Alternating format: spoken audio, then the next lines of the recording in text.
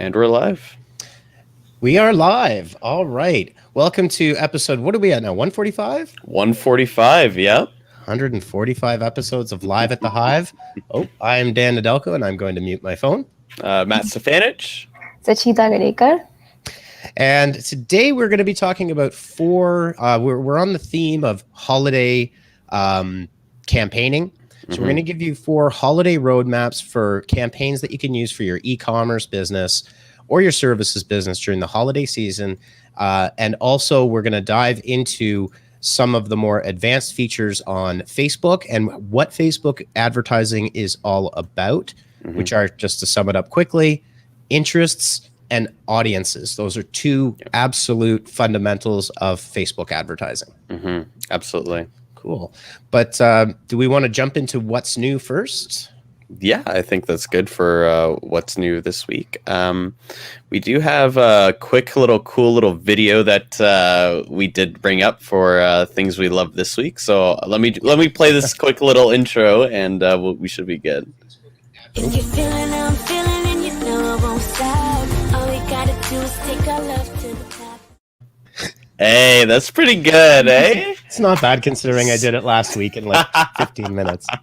It's pretty decent. It is pretty good. Yeah, so for this week, there's a few things that kind of went around the old social platforms. So I know with Facebook, let me just bring this up really quick here. Where was it? Digital.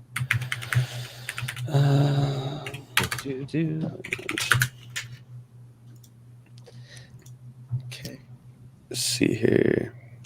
I thought I had it up here. You gotta work on your prep. Yeah, I know. If you're on the, I'll just talk while Matt gets himself queued up, because if you're on the podcast and you're listening, the number one sin is dead air. Dead air, right? Yeah, exactly. For this week, I just wanted to talk about, I know we talked about back to school shopping last week, but Digital Marketing Land has a really good article right now about what's back to school going to be looking like for people going in the future. So even though right now, I mean, back to school searches, they're actually up right now, if you can kind of see, and there's a spike right now that's happening around July. It's mostly for the Americans, because the Americans do start back to school a little bit earlier than the Canadians do. But a lot of people are actually, they're buying more online right now, and they're buying different things. I know, like, usually even for elementary school students, you're buying like the pencils, the binders and things, but for university students, it's more so online tools, right? So a nice camera for online courses, right? Maybe some more IoT items for them to kind of keep track of their day-to-day activities, but as well as kind of, you know, getting in there for subscriptions too, right? So for example, not a lot of people are going to dorms this year for university. They're staying at home, saving money. So they're purchasing subscriptions that they would otherwise buy on campus, right? So that's your coffee, that's your food, etc. Yeah, for sure. And Stacey's saying, yeah, there's a major laptop shortage right now. This was something we touched on last week in episode 144, as back to school being a really key date for your advertising efforts, where you start to see traffic and activity and interest in these trends. Another good tip for this is also explodingtopics.com, which is Brian Dean's tool, which is also another kind of trends analysis tool. And you can see things that are exploding in terms of trends. But definitely, if you sell a product that could be, and a lot of products will appeal to students, right? And especially in a COVID era where there's going to be a whole bunch of different types of things that they're looking for that are unique, definitely an opportunity that should not be missed. Absolutely, for sure. Yep. And then as businesses, you know, are beginning to reopen,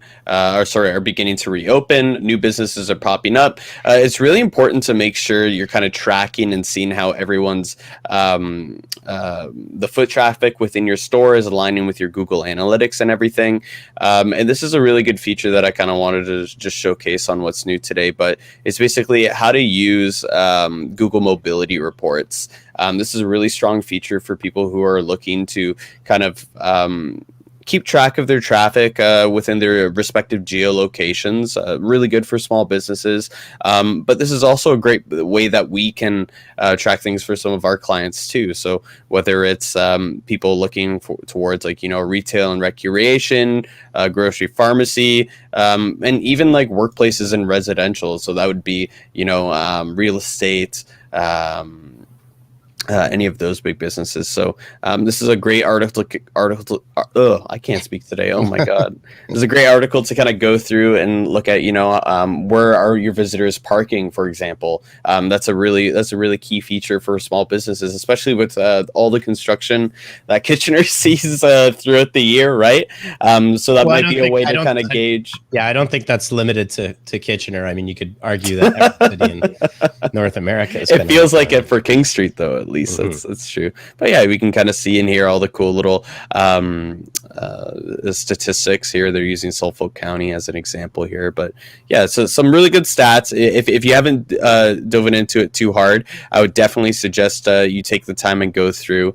It gives you some really key information and insights that you would otherwise overlook if you were just stuffing your face in Google Analytics or any of your other ad accounts. For sure. 100%. For sure.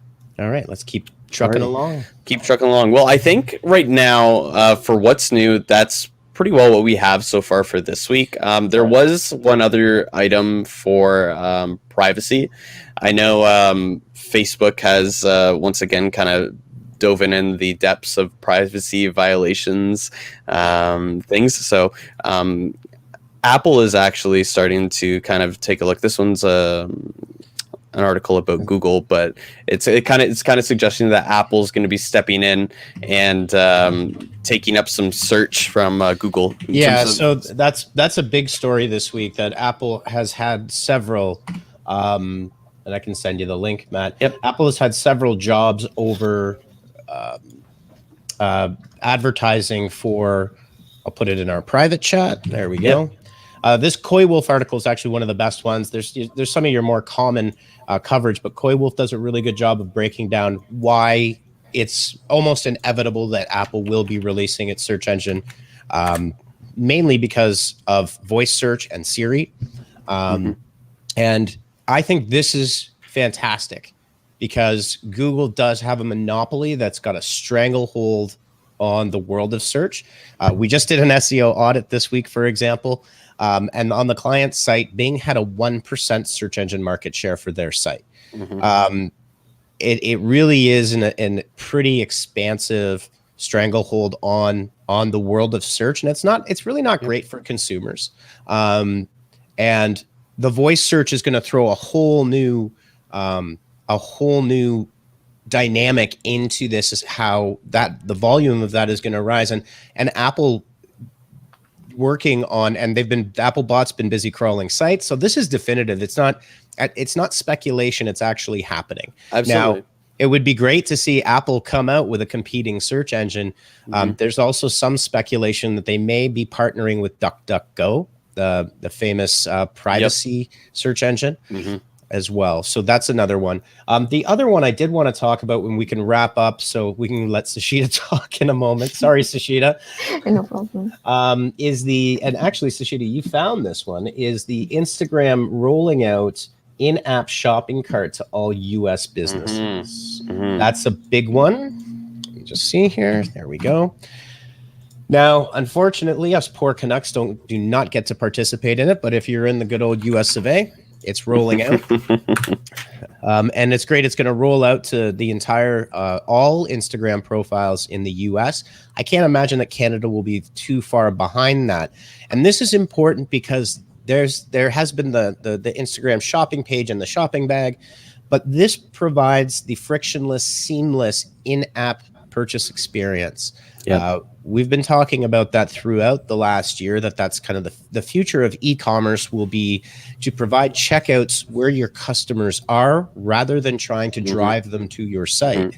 And the other interesting thing about this one here was Facebook has said that I believe for 1 year they will not be charging fees to assist small businesses with the coronavirus pandemic. So yeah, that's also pretty good to hear. Awesome. Yeah, for sure. And we were talking about that last week too, on how to reduce that friction within your online store and your selling experience for your customers, right? Yep. And this is one of those things that's just going to break down that barrier, right? And I mean, if a lot of businesses have ads that are driving traffic and conversions on Instagram for their online stores, this might be an option where you double down on your ads and you just create that flawless experience for your customers to be able to purchase directly from that ad, which is fantastic. 100%. Can you feature Courtney's comment there? Yeah, for sure. This is a bit of SEO drama. And it's called a zero-click search.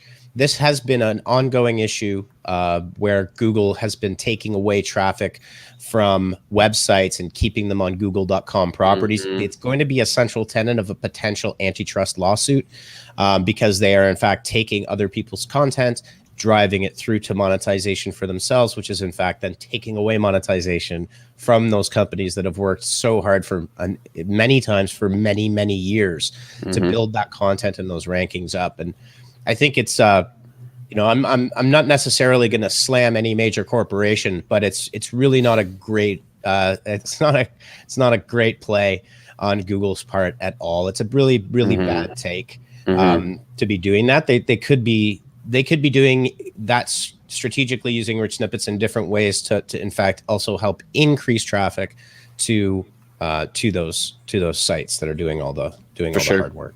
Absolutely. Yeah, well, I'll find the Kevin Indig article that was talking. He wrote a long one on zero-click searches. Yeah, as well, and a breakdown of that. All right, cool. What are you doing? We're not bad. So yeah, not bad, pretty good. So for this week, Sashida's on, and we're going to be talking about the 4 ways that we can basically create campaign roadmaps for our holiday campaigns. Now, I know you've put quite a bit of articles in the chat here, Sashida's, so that we can kind of dive through.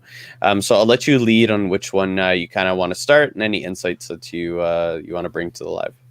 Yeah. So we would be talking about the 4 campaign roadmaps for this year's holiday season, and we can start with the video ads or our social media campaigns.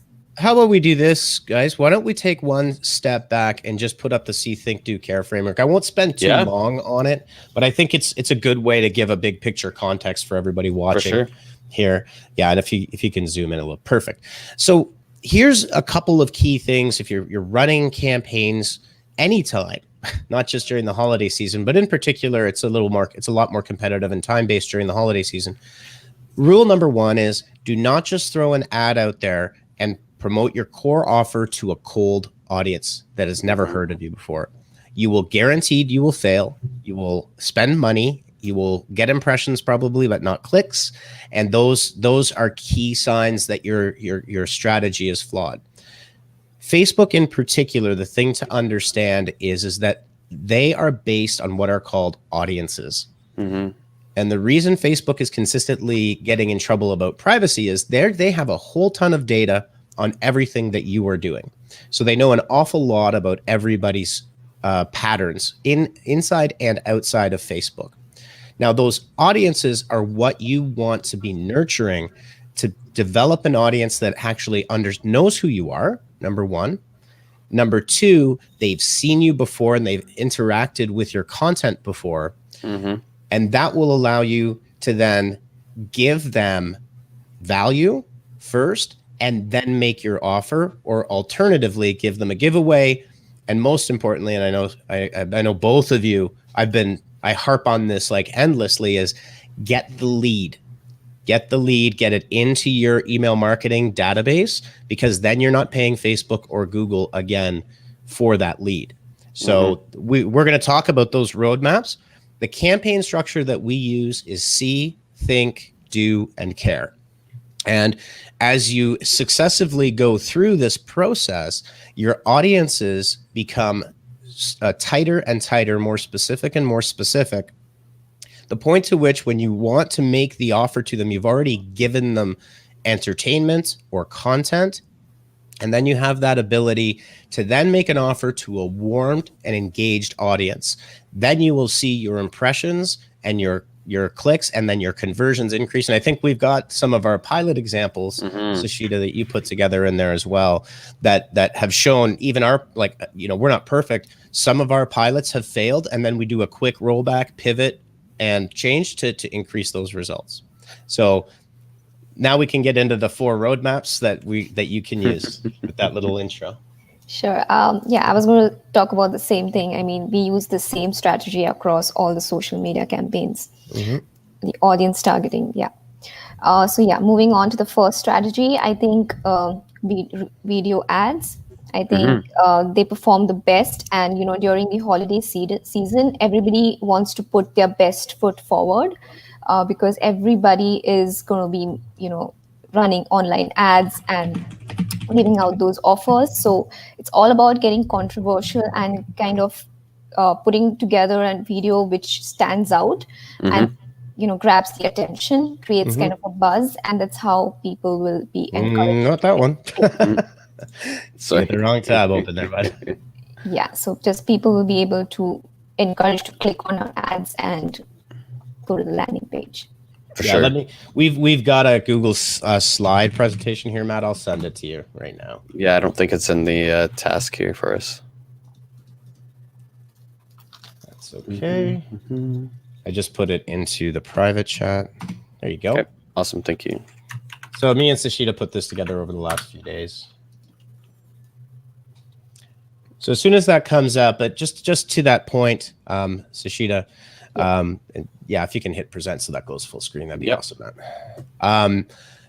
Video is a great, especially if you're able to make and create a simple, engaging video, even as simple as mine might have been for the intro to what we love today or this week. Video is highly engaging, and Facebook video has an incredible amount of reach. So yeah, Matt, if you can hit that okay, and let's make that full screen. We'll be able to show you. Oh, it's not full screen. It's full screen on my computer right now. I think it's going to your other screen. Oh, is it? Yeah. Let me try this. See if this works. Yeah. Is that better? Yes. Is it for you? It's not for me. I'm still seeing you in slide sorter mode.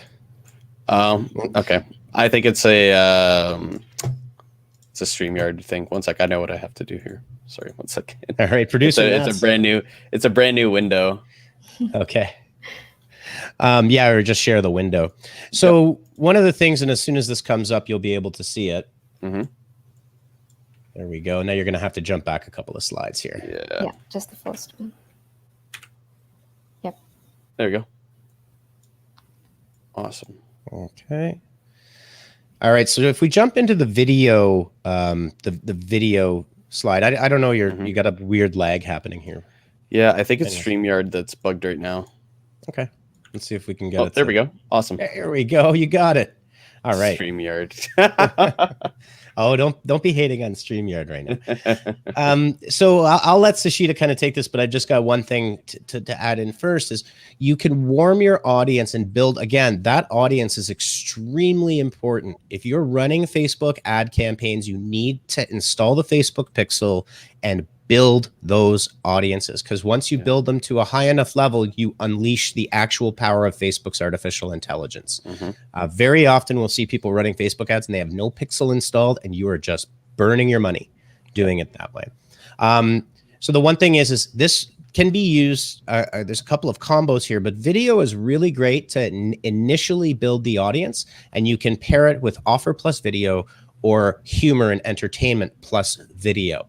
And don't be afraid to spend a couple of $100 to build that audience. We call it warming the pixel. That's what that's called. And that takes a bit of time to do. And I'll let Sashita get into this. And then I've got something we see all the time. That's a really not a great thing to do, but we'll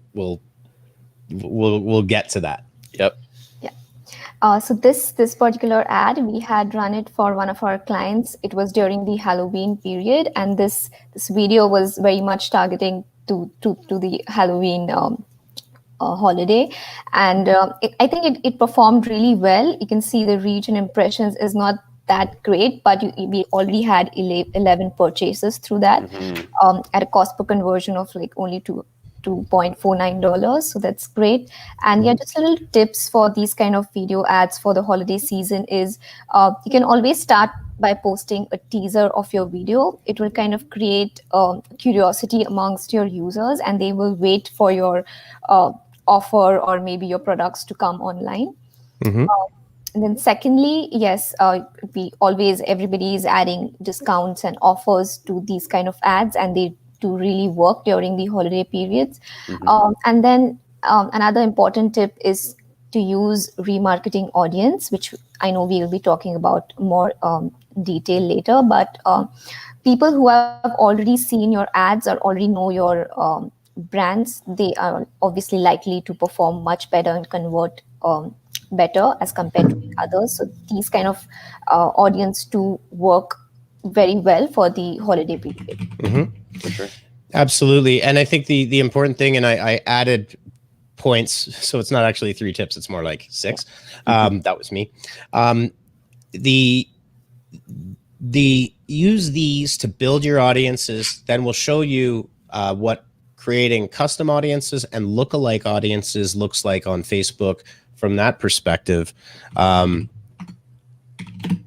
you can then, once you build that audience and you create other segments of audiences, you can create much more specific messages, and you can be confident that the people that are seeing that content and your campaigns have already seen you before. So you know that they will be familiar with you. The last point, and actually, Sashita, it was a good point about, if you notice some of the things we're featuring, these are not massive multi-million dollar and multi-million impression campaigns. And that's on purpose. I want to show you that you can take a modest budget, still produce purchases and sales to a very specific audience and have a positive ROI and profit, right? And then you can then expand that. But in order to do this effectively, it's a big test. Thing. Don't be afraid to test. Yeah, for sure. And I know when a few times when we first started Sashita, it was all about revising, getting in there. We were pretty well in there, like every day, multiple times a day, kind of looking at the updates and switching things around, you making suggestions for the client and going on board. So yeah, it really is like a test strategy for sure. Absolutely. All right, so let's jump to the next slide if we're ready. Awesome. Yep, sense of urgency. So we have been using this lately, especially when we are coming near to certain registration dates, or maybe coming near to, the offer is expiring, some kind of offer ads. We definitely use messaging or creatives that instill a sense of urgency, because users, they kind of, the offers and products seem more desirable for them when they are in a small supply or a limited supply. So using terms like limited, now, or maybe today, new, such things convert really well as compared to just a general messaging. Absolutely, especially during stressful times, or even times where there's an increased demand in a product, right? So, for example, during COVID and things like that, things are actually in limited supply, right? And adding that sense of urgency towards your ads or towards your products really helps in the conversion process for sure.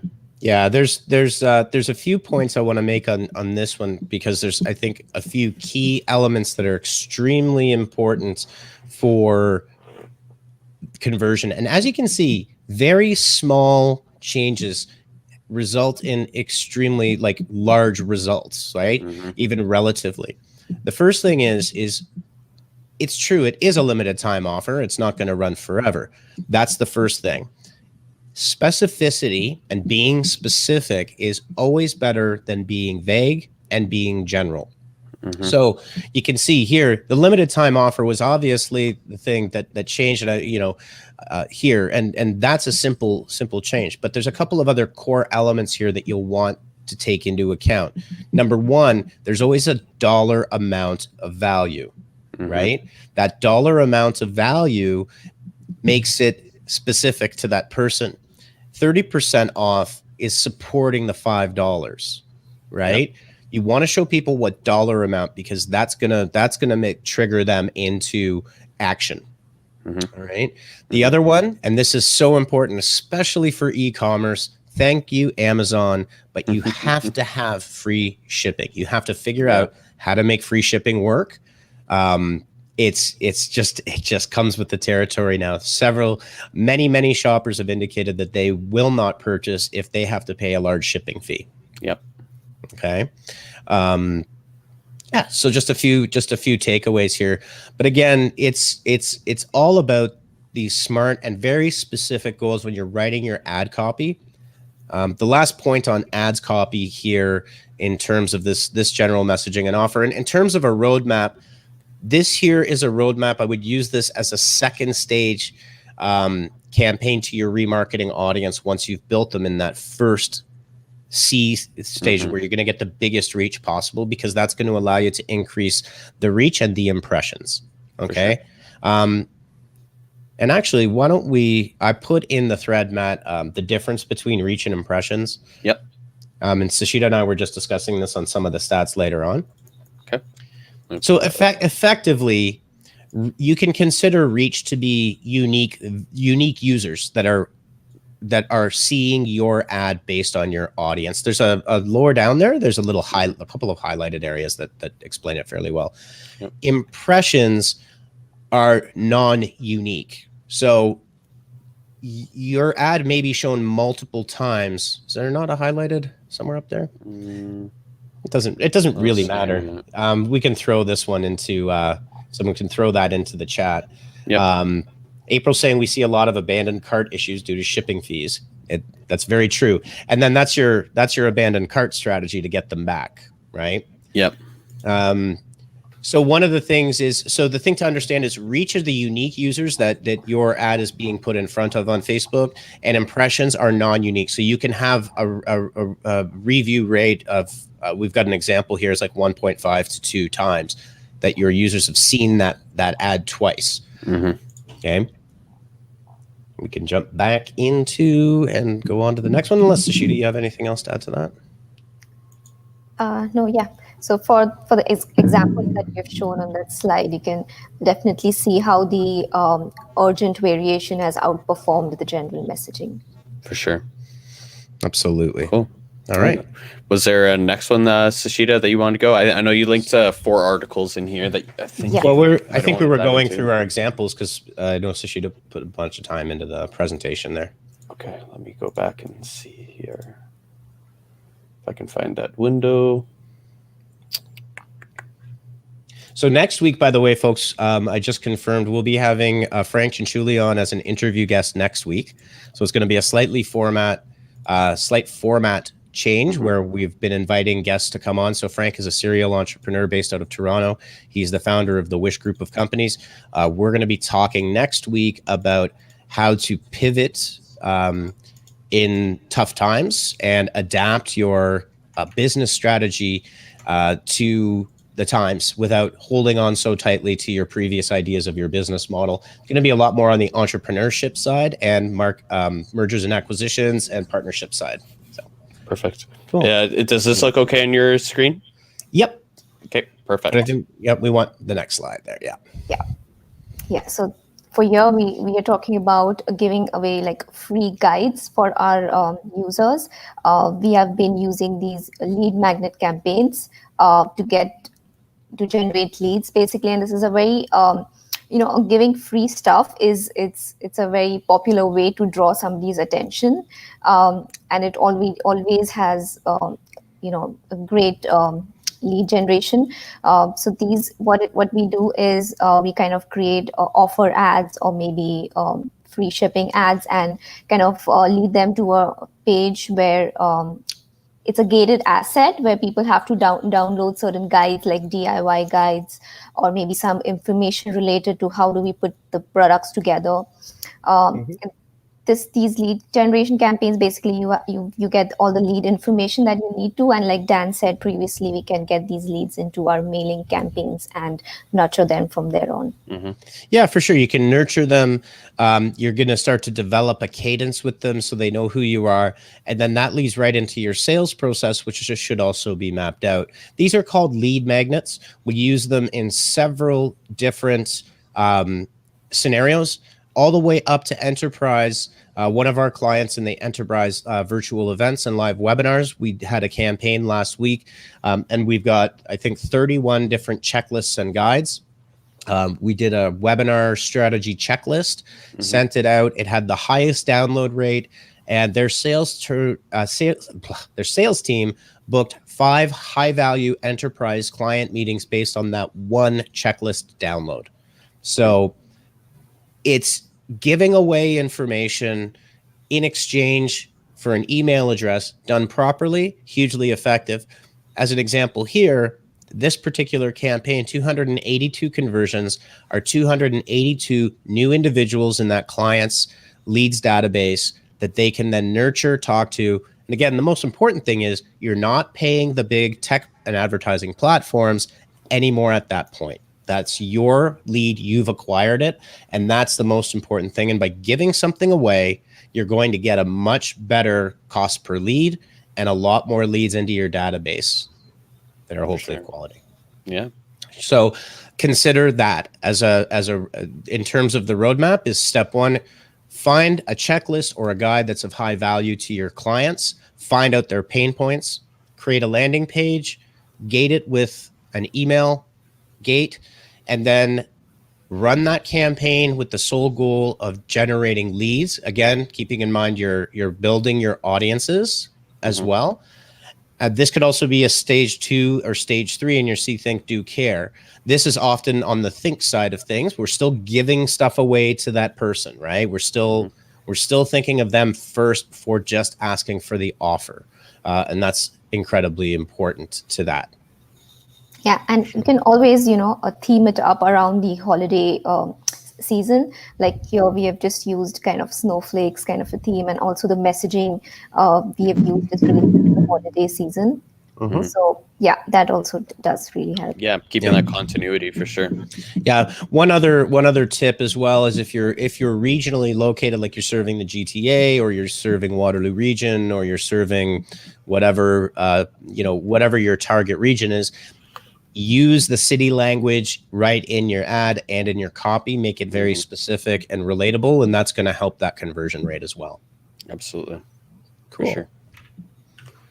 Alrighty. So contests, I think contests was next step. Yeah. So I added this one at the last minute so I can talk to it. Again, one of the key things, and this seems like a very simple and very obvious strategy, but the word free is a power word in digital advertising. Yeah. And people will join when they see the word free. And look, you're going to generate lots. So in this particular one, it's free coffee for a year. The statement is epic, right? When I have free coffee for a year, you know how much money everyone that would would love that. Everybody would love that. Now, there are limitations on this type of thing. Yep. But the idea here is that, and I've had people say this to me. It's like, well, we're going to get a bunch of people that are just interested in contests. It's like, yes, that is true. But as a volume, you're going to get a much larger group of people coming in, and not every lead is going to be 100% qualified. You have to be okay with that. But out of that, as a sold number percentage, it's going to be better than trying to target a very small audience directly to do an offer to like a cold lead that doesn't know you. It's a great way to build up goodwill between you and a community and an audience. Yep. So we can go to the next one. I think there's just a couple more examples in this particular one. Yep. One thing to point out about this in terms of the strategy that you should be using and the tactics you should be using, individuals or animated characters, cute always wins, funny always wins, right?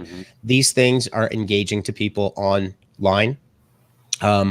And having an individual, or whether it's a cartoon, looking directly at the viewport of the person, like they're looking directly at them, has a huge increase in conversion rates across the board. And there are several studies.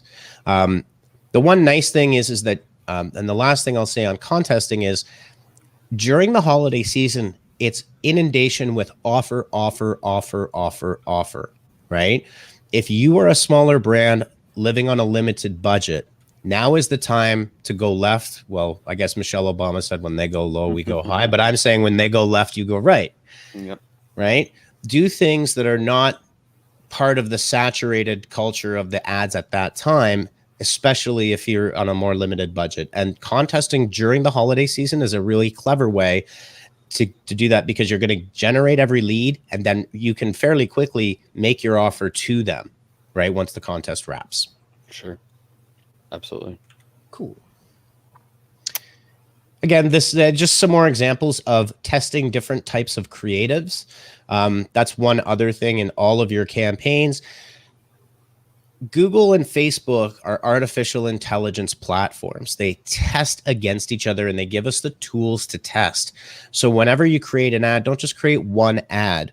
You want to create a series of ads. We've gone to extremes. We've used various platforms that are testing platforms, but at minimum 4 to 10 different variations will benefit you, because the platforms themselves will create a challenge or champion scenario, and you may find results that are unexpected to you. Mm-hmm. Yeah, absolutely. And also adding on to bundles and add-ons. In this ad here, it was actually buy a coffee subscription and getting another free holiday blend along with it. Yeah, that's another very important thing that we've talked about in the past. Don't just sell a product, bundle, because you can bundle your lead magnets that you've created in the past. And again, they're digital assets, but it's perceived value to your consumer if it's useful. So for example, for this particular client, I would suggest a 20 different, 10 ways, or how to brew perfect French press, right? Mm-hmm. How to grind your coffee properly, those kinds of guides, and then 20 different ways to make different types of coffees, right? Yep. Like different tastes. Mm-hmm. That, if I'm a coffee lover, I see that as having value. It's like buying a book, right? Yep. Mm-hmm. And when you add on these bundles together, you prevent yourself from having to give large discounts, because you're bundling and adding value rather than discounting and cost cutting. Yep. Cool. Sure. Alrighty, and this one's the custom audiences. Yeah. As we were going to discuss later, that using custom audiences, remarketing audiences during this holiday season especially, you cannot skip that part, because you can't, basically you just want to compete, and these kind of audiences really perform well during these holiday seasons. You can, Facebook offers these too many types of custom audiences based on the pixel, and also like the Facebook activities that through the campaigns that you're running. Yeah, for sure. So there's a lot of different sources. There's your website sources as well. You can have an existing customer list. If you have a mobile app, it's app activity. Stacey's saying always add value. You won't only make the sale, but you'll grow brand advocates along the way too. For sure. And that's why building a community is important. Right. And giving away lots of knowledge, give. And then you see all the Facebook sources below that, which are the really powerful ones. So you can use your video, your video content, a lead gen form. Instant experiences are probably not as popular, but Instagram account for sure. Different events that you set up in the events manager, your Facebook page, which this is where your investment in a Facebook page, your followers, can become a benefit. So unfortunately, I think it still goes without saying that people still think that there's a free lunch on Facebook. There isn't. If you're a business, if you want to grow your following, you've got to invest in increasing. Some people call it buying followers. It's not. You're not buying them. You're putting it in front of them, and they are joining because your content is good for them. Mm-hmm. But if you invest in both boosting content and follower campaigns, then you can then create the Facebook page source, which is very, very accurate, and create a custom audience based on those people. And it's a great way to extend that reach into your advertising strategies. Absolutely. Cool. Yeah, I think we can jump forward here. I don't know if it's kind of tough to see. Yeah. But this is the example of actual audiences that have been built. And I don't know if you can see it there. You'll have to squint to see it. But we have various audience sizes. And I think one of the things here are the lookalike audiences. Yeah. And you can see that we've created various types of segments in here, including, I know there's moms are in here. There's Canada. There's GTA, Greater Toronto Area targets. You can slice and dice these audiences in lots and lots of different ways, and then very specifically target your message to that audience. Yeah, absolutely. Yeah, you can see here that there's a few that are a couple million, and then it goes down to a couple tens of thousands, and then just to a couple thousand. So there's a wide range, and it gets more specific as you go along, for sure. Mm-hmm. Okay. Alrighty, and I think that was the final slide of that presentation. No, I don't think so. Was it? I think we got one. We got one or two more examples about the lead generation campaigns. Yeah. Oh, these ones right here. Sorry. Yeah, that's okay. That's okay. So go ahead, Sashita. Why don't you cue this one up? Yeah. So we have been using these lead generation campaigns, which we have tested with few of our clients before. We tested them against landing page conversion, and definitely now we don't go back to our landing page conversion for this kind of an ad campaign. This is for a webinar promotion that we do. So I think the lead generation campaign really works for this kind of a campaign. With this kind of campaign, I mean for this particular ad group, for like an age group of 55 and above, because it's very easy to fill out the Facebook form. Also, since the Facebook forms are like mobile optimized, and the information is auto-filled, it's very easy to register and go forward. You get all the necessary information regarding the ad and everything. It's just that the conversion-based landing pages, users tend to get lost on the landing page, or maybe they don't want to fill out all the information manually. We just didn't see any great results there. But these kind of campaigns, you can see the next slide. We've put together a few metrics there, the comparison between the lead gen and the landing page campaign. So definitely we saw like almost 15.446 increase rate in the conversion rate, with a cost per conversion of hardly $30, which is great because this campaign was running for almost only 2 to 3 days on an average, as compared to the other one, which was running for quite some time, but we weren't getting as the results as expected. For sure. And I think, there's Facebook lead gen forms lead to what we were talking about with Instagram in terms of reducing friction. So that the user doesn't have to leave the site. They stay on the site they're at. It's instantaneous, and it's simple because they don't have to fill anything in. Now, that's not a blanket statement. We've seen other scenarios where the Facebook lead gen forms don't work as well as the landing page. In this case, if we go back one step there, Matt, quickly, this is a very specific type of webinar focusing on people near the age of retirement. And thinking about their retirement, or potentially looking at the retirement planning, for their parents and that kind of thing. It's a very niche audience in a very tight geographic range, right? So we're good with those numbers. But part of it, I would add the intuition that part of it is because if these people are seniors and they're on their mobile devices, they really like navigating landing pages is something that may not be very familiar to them, right? But Facebook is familiar to them. So there's a lot of this like technique of matching your campaign type to your specific audience so that they're matching. And millennials are going to be very different than boomers, for example, right? Yeah. And I think that's important. For sure.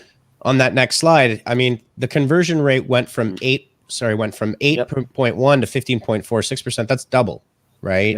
Yeah. So these are the kinds of effects you can have when you're testing these types of things. Yes, definitely lead gen forms are a very effective way. For sure. to go. Yep. And this is what one of the lead gen forums looks like. Yeah, and Facebook. definitely I do encourage using like custom questions. They just basically help out to get more information from these audience, and this is just a click away from registering for that, and you can also give options to those users. Mm-hmm. Yeah, absolutely. And I think the most important, and we're done with that, I think, and we've also gone a little bit over, which is good. So I think one of the takeaways here, and this has kind of gone through everything from the beginning to the end. So we have the 4 types of campaigns that you can put together for people. You have your videos, you've got your lead magnets, contests, and what was the 4th one? Lead forums. Lead forms. That's right. Which we just finished talking about. There you go. It's been a long week. And the overriding theme is specificity. Be specific. Give them details. Just don't put up neutral language ads that don't offer very much value. Because trust me, if you say 10% off, limited time only, if I go to Amazon, I'll find it for cheaper. Yep. Right. Mm-hmm. And you got to add that value to your customer, and create content that's experiential content for social. It's got to have that little kick to it to make it effective. For sure. Okay. Cool. All right, everyone. Well, it's 5:08 p.m. on a cloudy Friday afternoon here. What do you folks have up for the weekend? Sashita? Nothing much. Nothing. Nothing. Yeah, nothing much here. It's going to be a bit of a cloudy weekend, so yeah. I think we're going to get the remnants of, was it Linda? Hurricane Linda, category storm. Yeah, we're supposed to get rolling a on. It's rolling on through. It's not nearly as strong as it was, but yeah, I'll be prematurely mourning the passing of summer. Yeah, we still got close to a month left with global warming, I guess. So yes, I know. Yes. All right, everyone. Well, thanks for joining us for Live at the Hive episode 145. We will see you next week for Live at the Hive episode 146 and an interview with entrepreneur Frank Cianciulli. Awesome. Have a great weekend, and we'll see you next time. See you guys then. Bye-bye.